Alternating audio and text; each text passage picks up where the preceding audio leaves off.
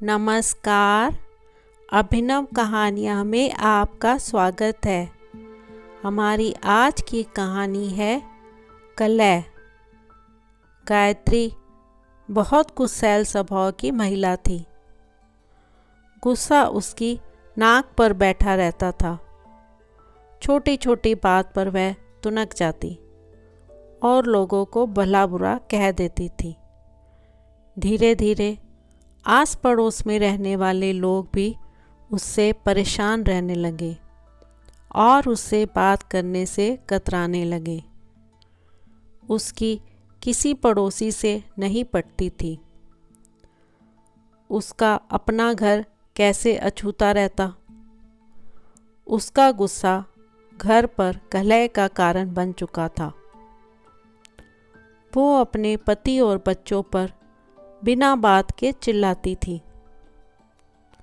उसको भी एहसास था कि गुस्सा उसके लिए परेशानी का कारण बनता जा रहा है। अक्सर गुस्सा उतरने के बाद वह पछतावे की आग में जला करती थी, लेकिन गुस्सा नियंत्रण के बाहर होने के कारण स्वयं को लाचार पाती। एक दिन गांव में एक महात्मा पधारे। जब गायत्री ने उनके बारे में सुना तो उसने निश्चय किया कि वह महात्मा जी से मिलकर अपने गुस्से को दूर करने का उपाय पूछेगी। वह महात्मा से मिलने पहुंची और प्रणाम कर बोली, गुरुवर, मैं अपने गुस्से से परेशान हूँ। गुस्से पर काबू ही नहीं रख पाती। गुस्से में अक्सर लोगों को भला बुरा कह जाती हूँ और बाद में पछताती हूँ। मेरे गुस्से के कारण सब मुझे नज़रअंदाज करने लगे हैं। इससे मैं बहुत दुखी हूँ। मुझे कोई ऐसी दवा दीजिए कि मैं गुस्सा करना छोड़ दूँ। महात्मा ने उसे एक शीशी दी और बोले, पुत्री, इस शीशी में क्रोध दूर करने की दवा है। अब से जब भी तुम्हें क्रोध आए, इस शीशी से मुंह लगाकर दवा के कुछ घूंट पी लेना।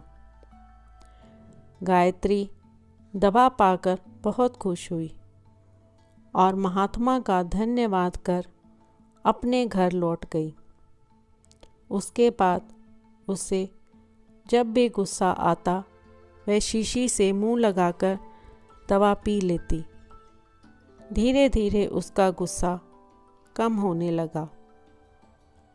7 दिन बाद जब शीशी की दवा खत्म हो गई तो वह फिर से महात्मा के पास पहुंची और बोली, गुरुवर, आपने मुझे गजब की दवा दी है। पीते साथ ही गुस्सा छूमंतर हो जाता है। अब वह दवा खत्म हो गई है। कृपा कर मुझे उस दवा की एक शीशी और दे दीजिए।